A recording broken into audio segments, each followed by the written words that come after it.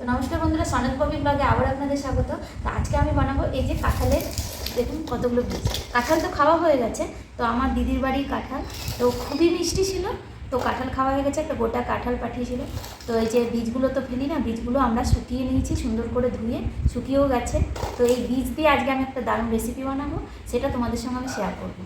তো বসিয়ে দিলাম এই যে কাঁঠালের বীজ, তো সেদ্ধ হোক, আর আমি ঢাকা দিয়ে দেবো।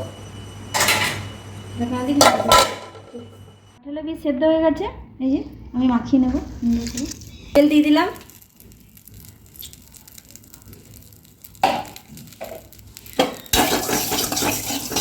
তেল গরম হয়ে এসছে।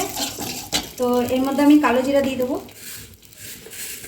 এই যে কালো জিরা দিয়ে দিলাম, দুটো শুকনো লঙ্কা,